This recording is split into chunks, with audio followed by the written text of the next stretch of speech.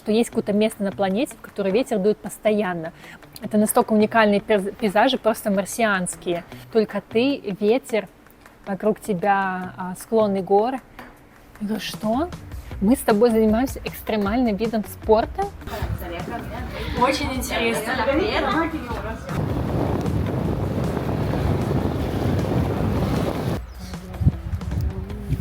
Друзья, вы что делаете? Чешем, да? Чешем шейку друг другу. Мы приехали на Финку к друзьям, где можно покататься на лошадях. Боже, какой ты милый, какой ты маленький. А лошадь меня один раз умудрилась уже спихнуть. Все-таки день сегодня жаркий, и она захотела искупаться. Ну что, друзья, всем привет! И сегодня буду рассказывать про то место, куда вы никогда не могли бы подумать о том, чтобы поехать, если бы я вам не рассказала об этом в YouTube. Поэтому рассказываю. Открывайте блокнотики, записывайте, сохраняйте видео, потому что вдруг однажды вы будете смотреть в стену и подумаете, а что вот мне такого бы сделать в жизни, чтобы было интересно. И вспомните вот это видео. Я такая, волны, ветер, 120 километров в минуту, цепи Анд, и ты такая на горном паруснике плывешь. И вы вспомните все это и такие, что там Дана рассказывала про кайтсерфинг и виндсерфинг, и почему все это было на севере Аргентины, в какой-то деревне. Про это видео как раз и будет, про неочевидные решения, про неочевидные места, которые переводят вас в самые классные, интересные моменты. Короче, где я нахожусь, как я сюда приехала, что я сделаю, что я тут делаю. Потому что я сюда приезжаю уже второй год подряд. В общем, я нахожусь сейчас на севере Аргентины, в небольшой такой деревушке под названием Родео. Это 200 километров от ближайшего небольшого городка Сан-Хуан. И где-то в 400 километров от Мендозы, тот самый виноделический регион, который был искусственно создан на орошаемых полях в пустыне. То есть про Мендозу, возможно, как отсылку к виноградникам вы слушали. Вот еще немножко Сан-Хуан, а вообще и тут Родео, а тут уже граница с Чили. В общем, как говорится, in the middle of nowhere. Да, на карте надо еще поискать. Чем это место славится? Я помню, как 2 года назад мы с бойфрендом думали, где бы нам заняться кайтсерфом и виндсерфом. Я не помню, зачем мы приехали в Аргентину. Мне кажется, чтобы пожить в Буэнос-Айресе, потому что у меня в свое время была мечта пожить в Буэнос-Айресе, я ее осуществила. И мы просто начали гуглить уже, по-моему, когда уже были в Буэнос-Айресе, типа, где бы покайтсерфить в Аргентине. И не поверите, Google такой, опа, это место Родео, и это прямо in the top world's destination для всех любителей водного спорта. То есть прямо это место мирового значения. Мы такие, ничего себе, какая-то деревня в Аргентине, знаете, посреди пустыни. Почему это стало местом паломничества? Не Тихий океан, понятно, знаете, Тарифа или Канарские острова. Там Тарифа в Испании, Канарские острова, там, понятно, океан. А тут смотришь на карту пустыня. Еще бы здесь оказаться в каком-то месте, которое славится водными видами спорта. Еще раз, в пустыне. В общем, на самом деле в интернете так мало информации, что пришлось всю информацию выуживать у местных уже, когда мы сюда приехали. Это озеро, которое было создано искусственно после того, как тут сделали дамбу для того, чтобы орошать сельскохозяйственные поля, потому что, напоминаю, мы находимся в пустыне, поэтому дамбу создали собственноручно люди, то есть еще этого озера не было здесь, 30 лет назад его еще не было. И, в общем, тут было множество рек, решили все собирать в один резервуар, создали дамбу, проложили дороги в 80-е. И когда дамбу создали, оказалось, что оно образует такое небольшое озеро, вот сколько оно длиной, вот оно просто тут не за окном, оно 100 метров в длину и, наверное, 100 метров в ширину, то есть совсем небольшое. И люди обнаружили, что благодаря его такому уникальному созданию и благодаря тому, что оно окружено цепочкой гор, тут постоянно образуются ветра. Причем они одинаковым образом образуются. То есть с утра у тебя почти всегда штиль. С утра тут можно ловить рыбу и с утра можно кататься на сапе. Очень слабый ветер. К 12 дня он разгоняется каждый день одинаково. Почти круглый год. Там с октября по ноябрь. С октября по апрель. Потом к 2 часам это достаточно устойчивый сильный ветер, и к 4 часам это уже просто профи катаются, а вечером тут невозможно находиться на пляже, чуть ли не ураганные ветра, а едешь на машине, тебя прижимает просто к скале, и ты думаешь, меня сейчас бросит или потом, потому что такой ужасный ветер, я уже говорила, да, 120 километров в секунду могут порывы достигать. Я даже сейчас сижу, тут, хотя я сижу внутри, тут тогда дует так сильно ветер, что я вообще не знаю, слышно меня или нет. И когда про это пронюхали любители водного спорта, что есть какое-то место на планете, в которое ветер дует постоянно. Потому что знаете, в чем проблема всего водного спорта? То, что постоянно нужно ждать ветра. И если его нет, ты будешь сидеть такая на пляже, знаете, приехала ты в Тарифу, казалось бы, обещают ветер постоянно. И между тем из того места, что провела на Тарифе, где-то каждый второй день мне говорили, что сегодня ветер не подходящий, не такой сильный. В общем, посидите, подождите. Это я не говорю про места, в которые еще не такие сильные ветра, как в Тарифе, где все-таки тоже хорошее географическое положение, там постоянно дует ветер. Вот. И когда люди узнали, что есть место, где ветер дует каждый день, они сказали, все, мы поедем осваивать это озеро посреди пустыни, мы построим тут отели, хостелы. Потому что, ладно, тут не так много людей, чтобы строить отели, но тут есть несколько гестхаусов. И будем проводить тут мировые соревнования. И вот в прошлом году, 23-й, между прочим, тут было мировое соревнование всего мира. Виндсерферы со всего мира приехали в озеро, в пустыне, проводить мировые соревнования по виндсерфу или по кайтсерфу, я уже не помню, потому что мне как раз за 5 недель до этого пришлось приехать, слава богу, потому что тут не так много места, в плане тут не такое большое озеро, чтобы оно вмещало 1000 людей. Я просто не знаю, как они здесь все поместились, я посмотрела фотографии и поежилась, потому что я это место в том числе выбираю за счет того, что, ты живешь в пустыне, тут есть вот этот небольшой оазис искусственный, да, небольшое это озеро, возле него построено 2-3 небольших вот таких бара, как в котором я хожу сейчас, который и бар, и школа. Висят пару гамаков. Вот гестхаус, в котором мы живем, находится там в 15 минутах ходьбы.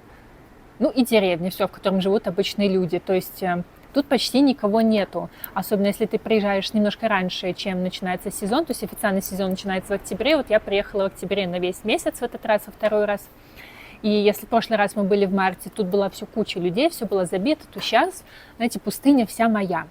Я даже думаю, было бы неплохо с кем-то пообщаться иногда, потому что в гестхаусе мы одни только с управляющим. Приходим в бар, хорошо, берем уроки, как-то никого нет, скучновато. А так это, конечно, особенный вайб, когда все приезжают, знаете, в уединенное место. Это не то же самое, что приехать, как называются эти острова в Испании? Канарские острова, или на Тенерифе, по-моему, больше всего катают, или там Грецию, на Миконосе. Короче, много мест, где можно катать, да, но одно дело, если это популярный курорт, когда там просто каждый квадратный километр океана, каждый квадратный метр океана забит другим человеком, вы локтями просто с ним должны расходиться, либо тут, когда ты скользишь по глади воды, и перед тобой Анды. Это же так красиво скользить по горному озеру, причем находиться они на высоте, то есть у тебя нет проблем с дыханием, и видеть с собой такой красивый, могущественный пейзаж Анды, а потом ты выходишь из этого озера, идешь пешком, и слева и справа от тебя огромные песчаные дюны расстилаются. Это так красиво. Это настолько уникальные пейзажи, просто марсианские. Так что, видите, что-то, что было создано руками человека, неожиданно сделало это место для тех, кто очень любит природу. Вот, на самом деле, я сюда продолжаю, и вот приехала в первый раз, мы приехали на месяц, и это был интересный опыт, потому что тогда это был первый раз, когда я решила попробовать заниматься водным видом спорта, и в первый раз тогда я выбрала виндсерфинг.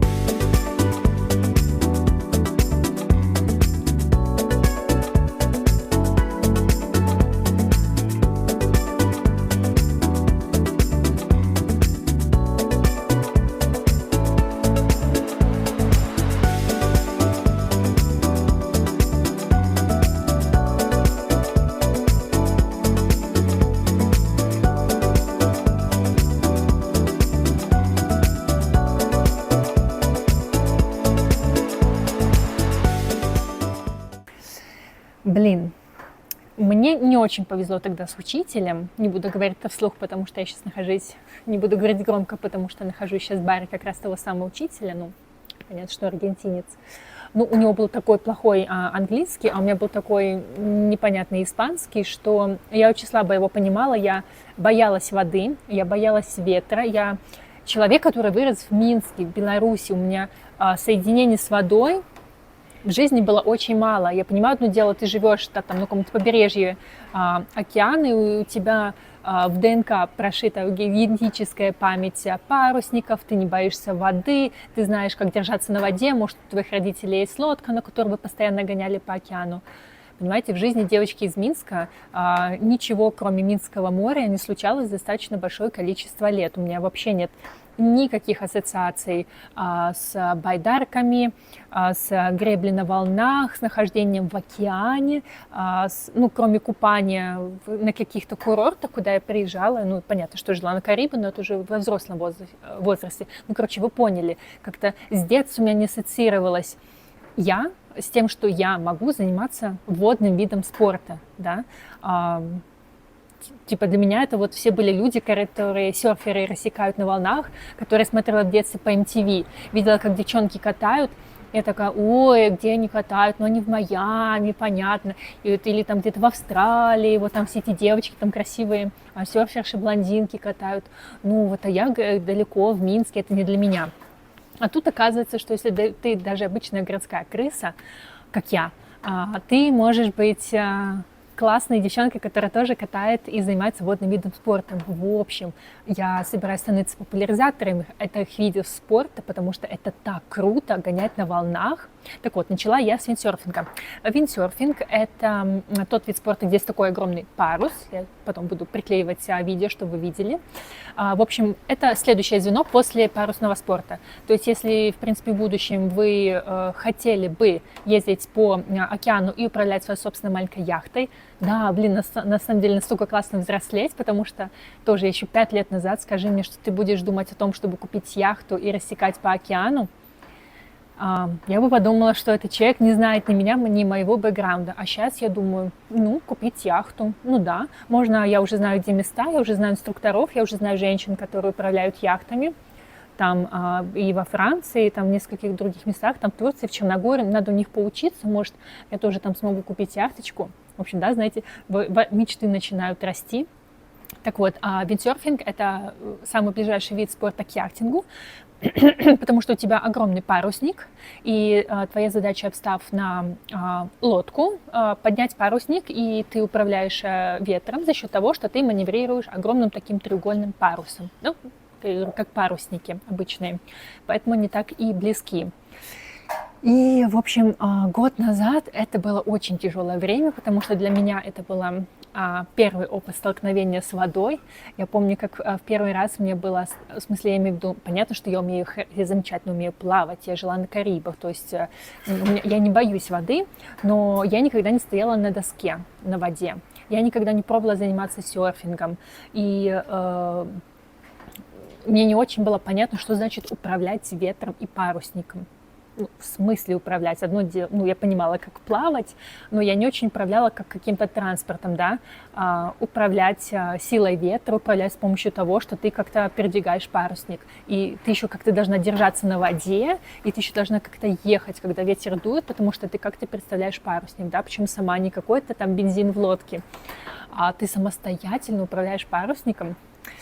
В общем, да, в прошлом году у меня было такое посвящение, и было много у меня и слез, и переживаний. И мы с бойфрендом тогда начали этот общий вид спорта. Мы сказали, типа, вот, все, у нас будет общее новое хобби, будем заниматься водным видом спорта. Я просто помню этот момент, когда это был какой-то 4-й или 5-й урок, когда меня отнесло на середину озера, подул жуткий ветер. Я еще тогда не совсем привыкла к тому месту, в котором мы живем. Для меня все было в новинку, что мы реально в пустыне. Тут неожиданно дует ветер. То есть проблема этого места, то, что ветра тут неустойчивые, а порывистые. То есть, как говорится, гаст по-английски. То есть ветер такой дует сначала вот так сильно, а потом раз и останавливается. Так вот, я помню, как на 4-5 занятии меня отнесло куда-то на середину озера. я плыву, короче, падаю, я пытаюсь поднять этот тяжеленный парус с воды, а начался вот и на середине озера, куда меня вынес ветер, какой-то жуткий шторм, и этот парусник, я просто не могу его поднять из воды, и когда я только его приподнимаю, ветер такой сильный, просто меня снова на него швыряет, я опять животом падаю на этот парусник. Мимо проплывает Адриан тоже, который не может поднять свой парусник, и нас просто захлестывает волнами. И я такая кричу ему: Адриан, типа, что за пиздец? Типа, в какой момент ты подумал, что это будет классная общая активность? Мы тут вообще с тобой сейчас погибнем в этом озере. Ну, типа, нам так тяжело. В какой момент ты подумал, что это будет классно и весело? В общем, я помню этот момент, когда я подумала, все нормальные люди, знаете, парные активности, там ходят в теннис играть или йогой занимаются. Мы просто каким-то под ветром, каким-то шквалом, ураганом пытаемся справиться с парусниками. Думаю, блядь, мой бойфренд какой-то затейник. Какие-то странные, всегда неочевидные у него идеи для проведения совместного досуга. Лучше в ресторан пошли. Вот. Ну, в общем, к тому, что начинать было непросто. Я там все проклинала. Были занятия, когда я шла, и, знаете, думала просто, как там этот хэштег, больше никогда. Вот. Потом, как-то прошло 3 недели, я уже как-то, в принципе, когда я в первый раз достигла другого конца озера, я поняла, в чем прикол. Когда ты поняла, как маневрировать, таким большим парусником, и когда ты научилась немножко ловить ветер, и ты едешь на этой доске, и ты уже поменьше падаешь, и когда в первый раз пересекла само озеро, знаете, я ехала одна, в тот день был там будний, мало было людей, или вообще была одна на озере, я летела одна, ехала достаточно быстро, и передо мной, да, вот расстилались эти Анды, это озеро, знаете, на котором никого нет, оно не тревожится, только ты, ветер, вокруг тебя склоны гор, и ты просто думаешь: вау, моя жизнь меня сюда привела в такое классное место, и не пассажиром, а, знаете, как управителем этой судьбы. То есть я там не сижу в чьей-то яхте или в чьей-то лодке, я сама управляю.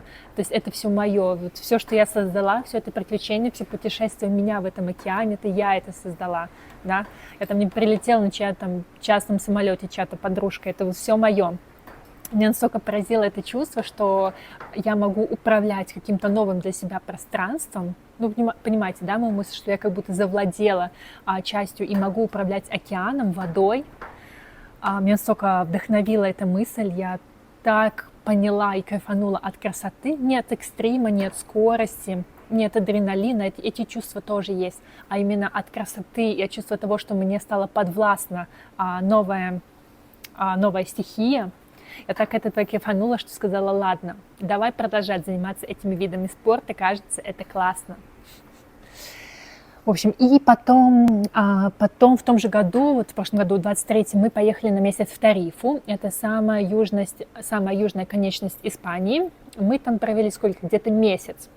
Ну, Тарифа — это, конечно, такое популярное европейское направление для любителей водного спорта, потому что, знаете, не все полетят в Аргентину, в деревню жить, да, чтобы заниматься кайтсерфингом. Это для особо заинтересованных.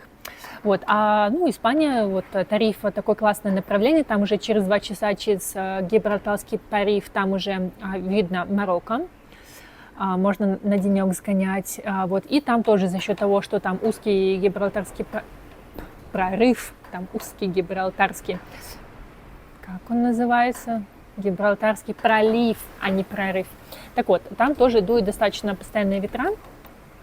Ну и, в принципе, вот, там было неплохо. Там мы решили заняться кайтсерфингом, потому что виндсерфинг — классная тема, но я уже сказала, что он очень похож на яхтинг, да, то есть это следующий спорт после яхтинга в сторону уменьшения там оборудования, но все-таки он гораздо более громоздкий, чем тот же кайтсерф, потому что в кайтсерфе ты можешь все упаковать, все, что тебе нужно, ты можешь упаковать в небольшой рюкзак, в то время как в виндсерфинге вот этот огромный винд-фойл, ну, ты его никуда не денешь, да, он как парусник, он не складывается, не сматывается, и, ну, как яхта, да, то есть ее неудобно перевозить, и если у тебя образ жизни, когда ты переезжаешь с места на место, и там хотел бы в каждый раз не арендовать там, да, виндсерф, а возить свой, то виндсерф не лучший вид спорта, потому что, ну, как ты будешь таскать с собой этот парусник, да, его можно перевозить только на машине.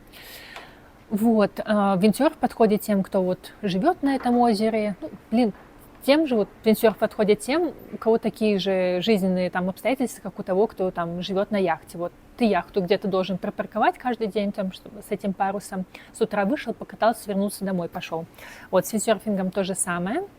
Он еще и достаточно тяжелый, блин, реально, когда падает у тебя этот винт, когда падает, пока ты его поднимешь, ты там просто, знаете, 7 потов с тебя сойдет, у тебя должны быть очень сильные руки, потому что они очень тяжелые, и поэтому девчонок мало.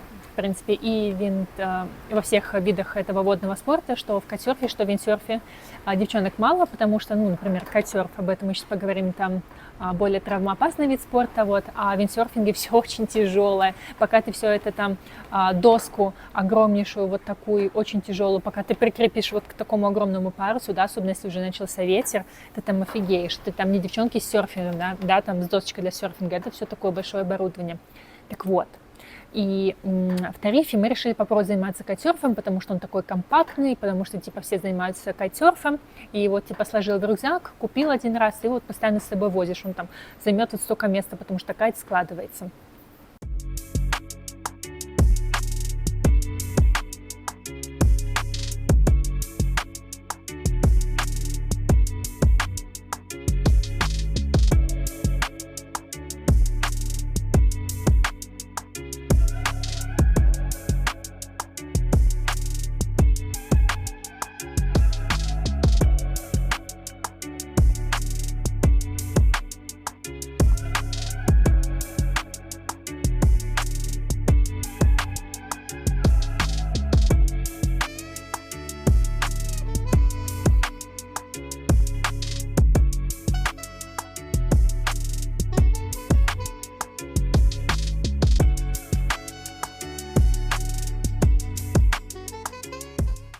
Если с виндсерфом меня тут в Аргентине с первого занятия поставили на доску, дали парусник, сказали вот прямо плыви, там показали на берегу там 20 минут, то с кайтсерфом весь месяц я провела на берегу.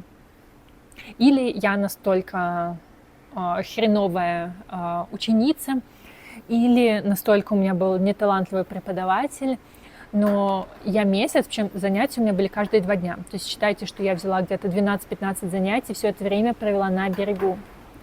И только последние 2-3 занятия мы стали пускаться в воду. Пытались плыть, но я не то, что на доску не встала, я еще только в доске, я еще только в последних занятиях, в конце месяца, после там 12-15 занятий, только училась плыть сама без доски и управлять из воды кайтом. Ну, я не знаю, мне почему-то не дался этот вид спорта. Я никак не могла понять, как им управлять этим кайтом. С виндсерфом я сразу поняла, ну, типа, может быть, яхтинг, у меня есть какие-то гены к яхтингу, но я поняла, как управлять парусником. Так поворачиваешь, так, отклонилась, не знаю, как-то парусник меня слушался. В кайтсерфе этот маленький огромный кайт, мне инструктор говорит, типа, ты чувствуешь, переводи подними кайт, чтобы он был там на 12 часов, на час, на 2. И я просто не могла понять, что он имеет в виду. И мне, конечно, было обидно, да, или я думала, что я там просто... Ну, в общем, я не могу объяснить, что пошло у меня не так с кайтсерфом, почему я не могла как-то въехать, либо я недостаточно сильная физически, либо я излишне боюсь. Потому что были мужчины, там, которые на пляже приходили с первого занятия, сразу шли в воду. Ну, в общем, у меня был какой-то затык с этим видом спорта, и я была немножко расстроена, что за месяц, да, там, потратив кучу денег на эти уроки, столько раз отходив на пляж, я там ни разу даже на доске не проехалась.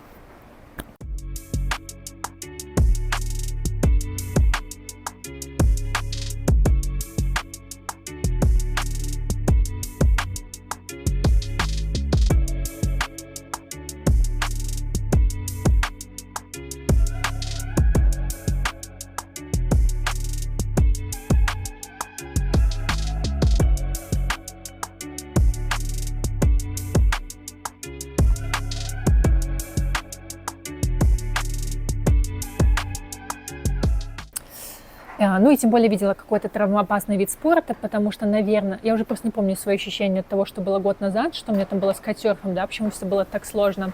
Кажется, это было про то, что там я постоянно боялась, что у меня вывихнет ту руку, то что-то еще защемит нерв, потому что, конечно, кайтсерф — это очень травмоопасный вид спорта. И это тоже, конечно, меня характеризует, потому что как-то мы говорили с Адрианом, что вот я говорю, вот, мне страшно. И он такой абсолютно, знаете, на голубом глазу говорит, ну, конечно, тебе страшно, это же экстремальный вид спорта. Я говорю, что? Я говорю, что? Мы с тобой занимаемся экстремальным видом спорта? Я очень-очень счастлива. Я записывала себе видеодневник, напоминание, что только что я была в океане 2 часа. Вот прошло 3 недели, как мы в Тарифе. Даночка, тебе очень нравятся такие виды спорта. Ты просто счастлива, что ты в воде, что ты делаешь какие-то активности, что адреналин вырабатывается, что это спорт, а не просто лежание на пляже. В общем, малышка, продолжай. Он говорит, да, ну, конечно, это экстремальный вид спорта. Это не бадминтон, не теннис, это травмоопасный. И это травмоопасный спорт. Я как это услышала, что я, оказывается, занимаюсь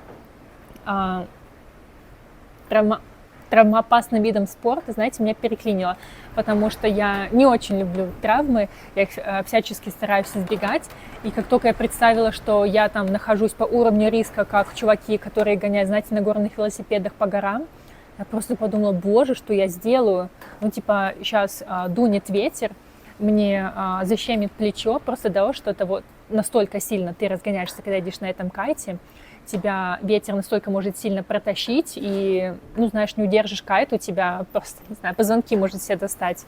Ну, вывихнутые руки, ключицы, все вот это. Да, потому что сильный ветер, это достаточно безопасно находиться на кайте, особенно совершать прыжки. И, в общем, когда Адриан сказал, что мы занимаемся травмоопасным видом, экстремальным видом спорта, я думаю, пиздец. Ну, окей, типа, я сказала, окей, давай на следующем году вернемся в Аргентину. Но видите, у меня уже было предчувствие, что в виндсерфе мне было тяжело, потому что, помним, да, очень тяжелый парусник. В кайтсерфе у меня вообще за месяц не зашло. И вот мы вернулись в Аргентину, сейчас 2024 год. Первый вечер, сидим с инструктором, с тем владельцем гестхауса. И он такой, ну что, каким спортом будете заниматься? И я, знаете, вообще говорю, просто вот, я не знаю, Мануэль, каким видом спорта заниматься, потому что с виндсерфом тяжело, потому что парусник тяжелый, ну и неудобно нигде заниматься, а кайтсерфом я боюсь, потому что слишком опасно.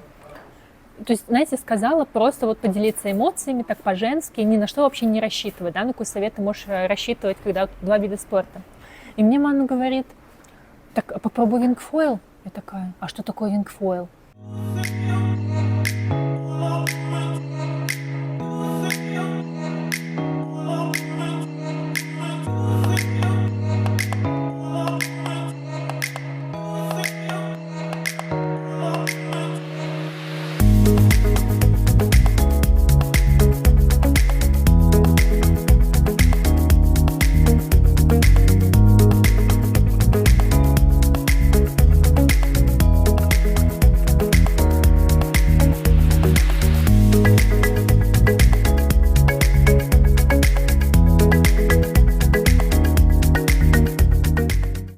Он говорит, это хорошая комбо между виндсерфом и кайтсерфом.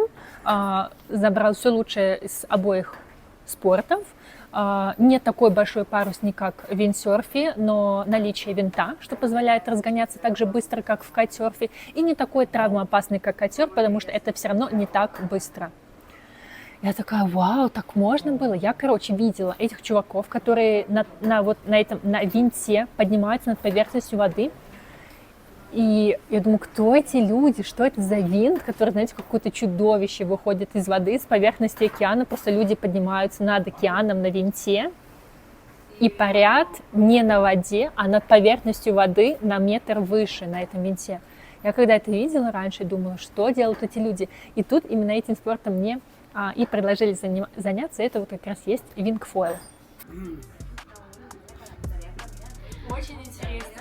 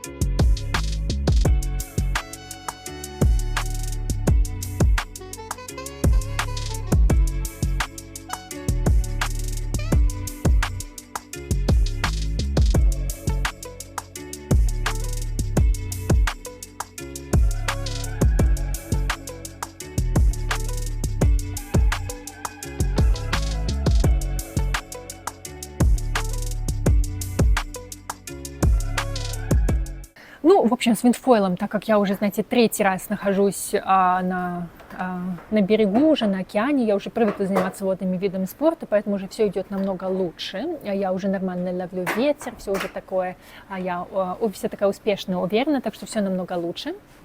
Если вообще рассказывать про жизнь в Родео, это такая человая расслабленная жизнь, когда ты готовишь барбекю. Мясо завозят в четверг, поэтому вы заезжаете в магазин мясной в четверг за лучшим мясом. Потом вы делаете барбекю с друзьями, именно аргентинское барбекю. Сегодня приезжает брат моего парня к нам. Представляете, он из Франции летит в Аргентину, сразу никогда не был на этом континенте, просто сразу приезжает сюда, в Родео. Я думаю, это очень смешно, добро пожаловать на континент, да, типа из всего латиноамериканского континента сразу приехал в какую-то деревню в пустыне. Вот он сегодня приезжает, будем делать большое барбекю.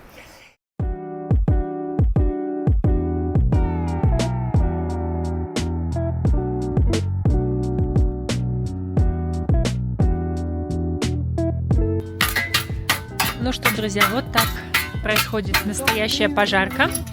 То есть угли отодвигают в сторону, чтобы костер горел там, и подкладывают под мясо.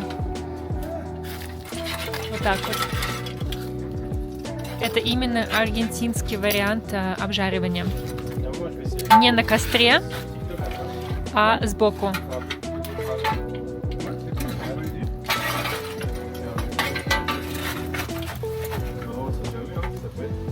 Так, тут 2,5 килограмма мяса.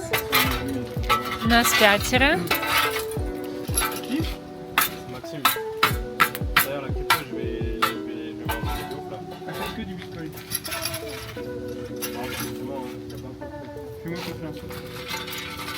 Ils sont chauds, là, ces journées, ils ont ouvert des boîtes pour faire les contrats de crypto et tout maintenant. Да, что у нас обязательно будет? У нас будет обязательно аргентинское вино, сирада, аргентинский винчик, такой обычный стол. И чем тут еще можно заниматься? Я еще решила начать кататься на лошадях, потому что, знаете, не очень много развлечений в месте, где почти никто не живет. Да? Еще раз, мы находимся в пустыне. Тут небольшой оазис, так как тут уже все-таки дамбу сделали, тут уже есть ирригация. Люди, у которых там вот есть хостелы, кемпинги, они возле себя держат какие-то зеленые зоны, зеленые кустарники. Но в общем и целом это вот возле твоего кемпинга есть зелень, а дальше все горы, горы, горы.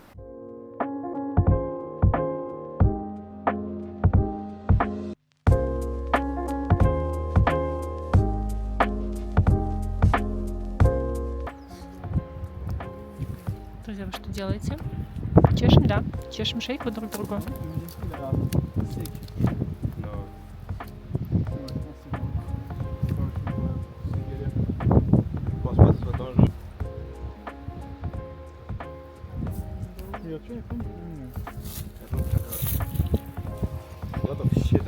Нет, beaucoup de caca. Okay, Let's go. let's go. The light is so beautiful. Yeah.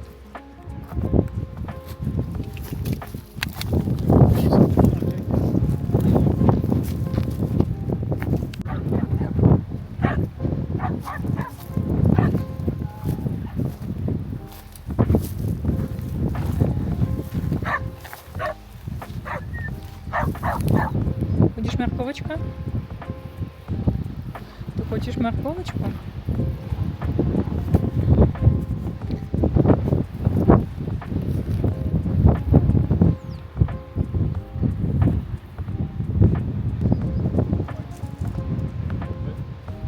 Привет, если у вас есть морковочка, вы можете с малышами, вот с такими зубками, снимать видео, да? Вот такие пасемся, такие красивые. Да, такие зубки у нас. Да, малыш?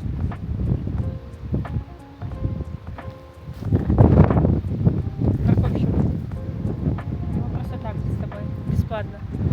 Бесплатно, дружище, бесплатно. Ай! Ну все, это уже покушал, укусил меня. Все пожрали и расходимся. В общем, сегодня воскресенье, не рабочий день, поэтому работа показана не будет. Мы приехали на Финку к друзьям, где можно покататься на лошадях. На самом деле, я уже 2 недели, что я здесь нахожусь, учусь езде классной, грамотной на лошадях. Ко мне приходит преподаватель, преподаватель просто обычный владелец лошадей и на замечательном аргентинском местном наречии, которое я не понимаю от слова ничего, объясняет мне, как кататься на лошади. Это тоже парная наша активность, кроме водного вида спорта. И так что на лошадях уже 2 недели, как мы катаемся почти каждый день. Я уже умею и рысцой, понятно, ездить и высылать галоп, гоняю по пустыне. А сейчас вот мы приехали, да, на Финку, так называемую, на ранчо. Тут огромная какая-то территория. Вот ресторан, в котором мы будем. Огромный сад. У них есть куры. У них есть лошади, и на самом деле мы должны были уже кататься час назад, но мы приехали, и парни нам говорят, осталась одна лошадь, не смог поймать другую. Мы говорим, ну, друзья, ну как-то нам нужно 2 лошади. В общем, поговорили с нашим другом-шефом, и они сейчас вот пошли искать нам 2-ю лошадь. Она потерялась. Тут такая огромная территория, что лошадь куда-то ушла, она, очевидно, не хочет, чтобы на ней сегодня кто-то катался. А так, это территория традиционного ранчо. То есть богатого ранчо, надо сказать. Тут причем нет никаких отелей, ничего. Тут просто сдают места, где могут люди пожарить барбекю. Вот какая-то прийти семьями пожарить, парию сделать. Традиционное развлечение местных. Вот здесь много местечек таких, где можно посидеть, отдохнуть. Значит, так приятно находиться в зеленом месте, потому что вся остальная зона — это пустыня, каменистая пустыня, поэтому очень приятно находиться в таком зеленом, ухоженном месте. Интересно, сколько стоит содержание такого места, потому что я думаю, одно использование воды здесь очень дорого. Тут есть своя маленькая мини-речка, в которой они выращивают фасоль для ресторана. То есть в прутках ее, естественно, содержат.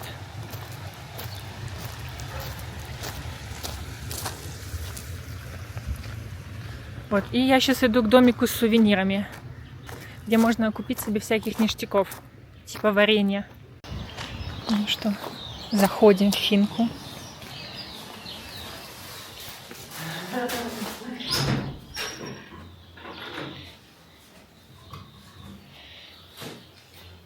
Какие красивые шерстяные шали. 1 minute.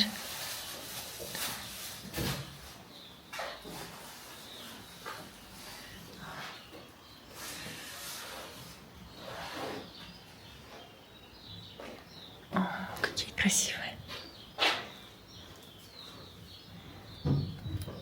Заходим в ресторанчик, в котором будем обедать. Мы пока отходили покупать вещи, уже принесли закусочки.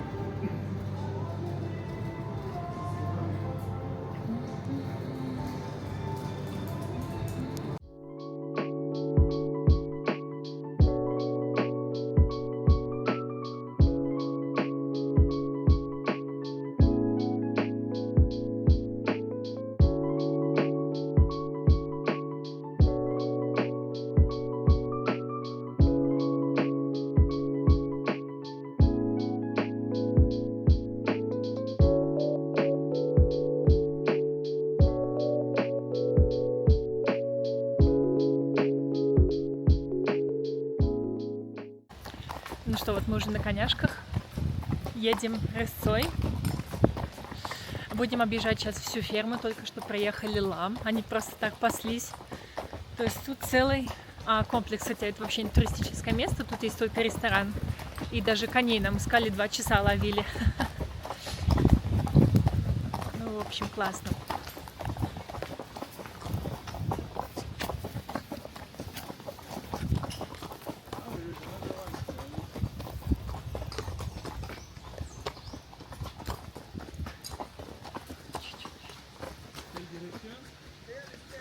Oh, the small one. Look, the small one. О, боже. Смотрите, какие же ребята.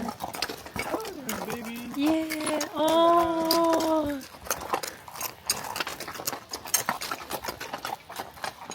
Wait. О. О, so cute.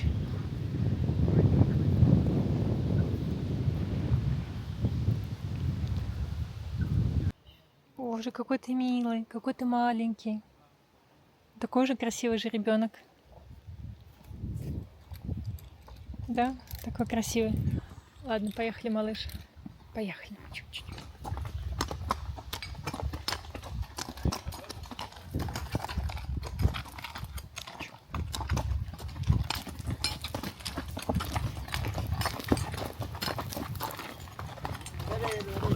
Derecho?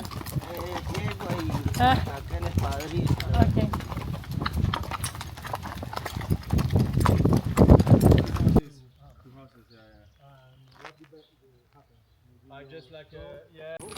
Ну что, смотрите, какой у меня сегодня красавчик. Просто какой-то конь мечты. Малыш такой классный. И мы с друзьями поехали покататься с бойфрендом и его другом. Вокруг нас все те же горы. Вот мы сейчас куда-то заехали, и нужно выезжать обратно.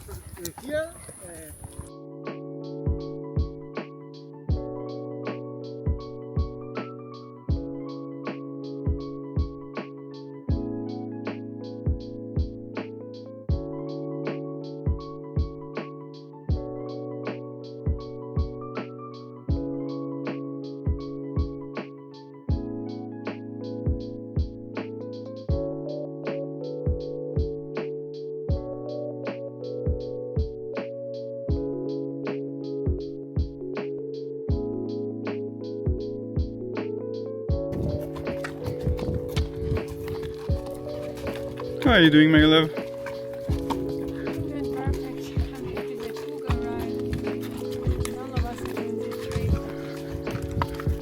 And you, Hugo? How are you doing? Huh? How are you doing? Yeah, I'm good. I'm just Just first last time I'm gonna do. Because you're afraid? It's okay to be afraid, Hugo. Блин, по какой красивой местности мы идем. Ну, это просто какая-то красота. И эти горы, и это озеро впереди.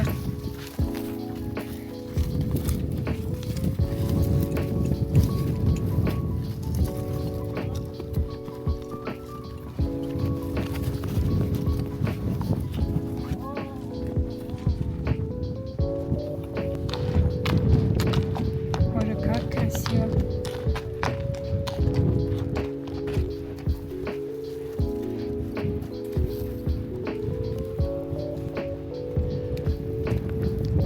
Такой, короче, а лошадь меня один раз все-таки умудрилась уже спихнуть. Все-таки день сегодня жаркий, и она захотела искупаться. Она начала медленно припадать на одно колено. Я подумала, что она увязла в болоте, потому что мы переходили такую илистую, неприятную жидкость. И я думаю, боже, лошадь увязает, сейчас мы с ней погибнем. В общем, она меня достаточно аккуратно сбросила, положила, можно так сказать, потому что начала медленно склоняться, начала кататься по этой воде.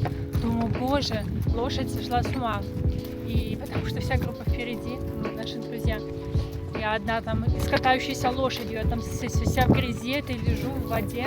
Думаю, так, ладно, мне бы сейчас по воде где-то найти в этой грязюке. И в итоге как-то я умудрилась ее поднять. Догоняю ребят, они уже заметили, что меня сбросили. Говорят, что? Я говорю, лошадь, смотрите, катается. Говорят, так она хочет купаться. Я говорю, супер! Я рада, что, короче, я еду сейчас пипец грязная. Все, уже искупалась в грязи, но зато уже не страшно падать. Зато вот какие виды передо мной красивые.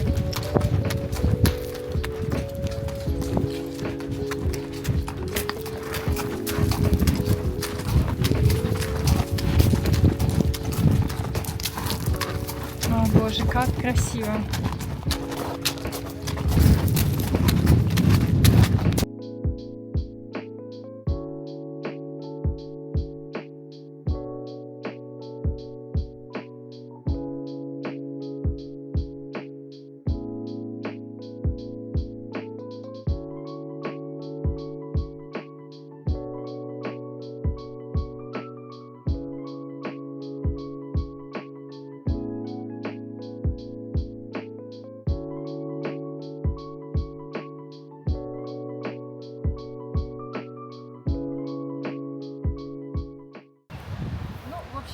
так выглядят мои занятия.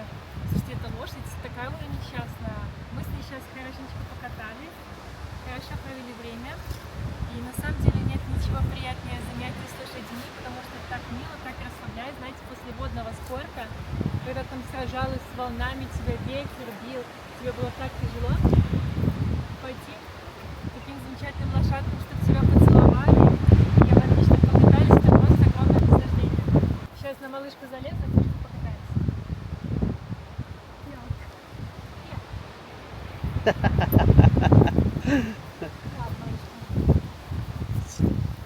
Пора, пора.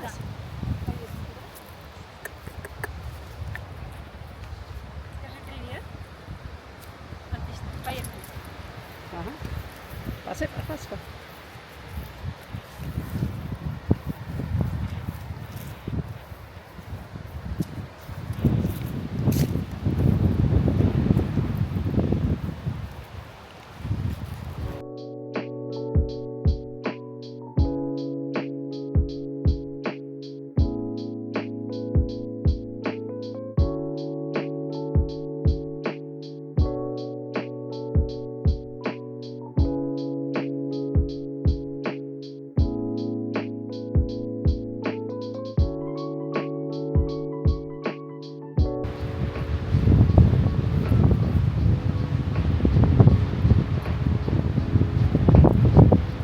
В общем, вот так классно кататься на лошадке такой. Какой у меня хороший мальчик. Хороший, хороший, хороший. Такой же молодец. Покатал меня классно галопом, да? Так классно кататься с таким видом, еще такой ветер, просто красота. Всем рекомендую. Gracias. Все готовим самостоятельно, потому что до магазинов далеко. В прошлый раз мы арендовали скутер, а в этот раз решили не тратить деньги, ходим везде пешком. Все, приехали на пляж. И вот так вот выглядит обычный выходной, когда мы на пляже. Все гоняют на таких тачках, пикапах, тачки недорогие. Сейчас какие-то большие выходные в Аргентине, поэтому много людей. Поэтому нас подвезли на машине обычно, мы пешочком ходим.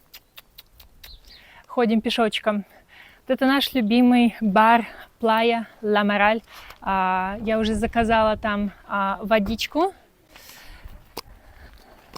Вот наша собачка. Привет. Привет, малышка. Я буду скучать по собакам. Тут есть 4 собаки, они постоянно с нами ездят. Блин, собаки, это классно. Вот бар, в котором мы проводим... Sí, perfecto, gracias. Тут обычно люди выпивают пиво до катания, после катания. Я, конечно, пью только минералку, но иногда пью Кампари, выходной же все-таки. Вот, в общем, здесь очень много про весь стиль этого места. Здесь везде доски, такое красивое украшение. Про любовь, хипстеры, доски, чил. Ну, в общем, такая расслабленная атмосфера. Сколько пиц съедено. Сколько времени здесь высижено. Вообще, я буду очень скучать по этому месту. Все эти тачки, они с Буэнос-Айреса приезжают уже, потому что сейчас большие выходные, как я уже сказала. И все решили поехать на природу, потому что ну так красиво. Ну где еще так красиво? Где еще так красиво? Любимые гамаки. Hola, chicas. Hola. Hola, Manu. Buenas. Парусники, на котором в прошлом году много было накатано счастливого, несчастливого. Вот ребятки приехали, скорее всего, тоже на катюрфе будут катать, с досками тоже приехали. Обычно здесь поменьше людей. Вот, а тут ребятки учатся раскладывать кайт.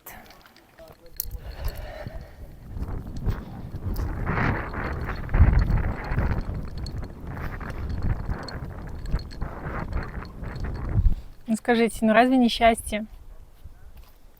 Бойфренд снимает это видео, попивая пивко. I'm saying you're filming this video and drinking a beer meanwhile.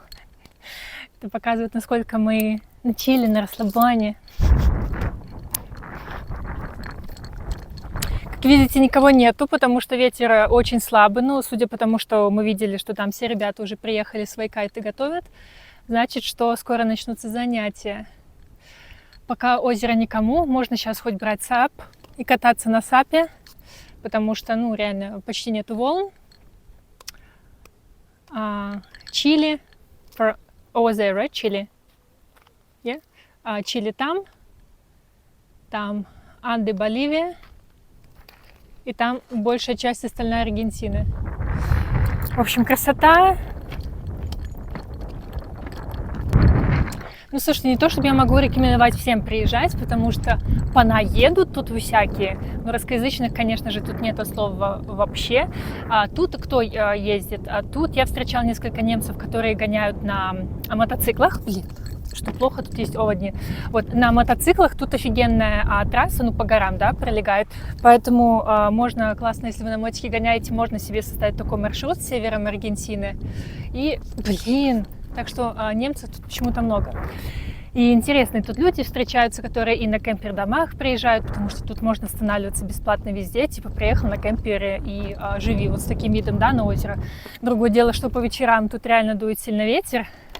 Ну, anyway, все-таки дикая природа. Вот такие пироги, вот такой прекрасный день. Посмотрим, что там сегодня ребята будут кататься на кайте. Еще что-нибудь поснимаю. Всем привет из Родео, приезжайте. Вот, так что это очень классный опыт, и если вспомнить о том, о чем мы говорили в начале видео, если вы когда-то будете смотреть в стену и думать о том, что бы такое сделать в вашей жизни, чтобы вам было интересно, я рекомендую вспомнить, пересмотреть это видео, вдохновиться необыкновенными пейзажами и попробовать, возможно, для себя новый вид водного спорта. Один из трех, про которых я рассказала, точно в каком-нибудь что-нибудь получится. Их 3, так что хоть в одном да получится достичь классных результатов и катать по самым классным, интересным горным озерам, океанским просторам и просто по самым красивым рекам и лугам. Почему по лугам? Ладно.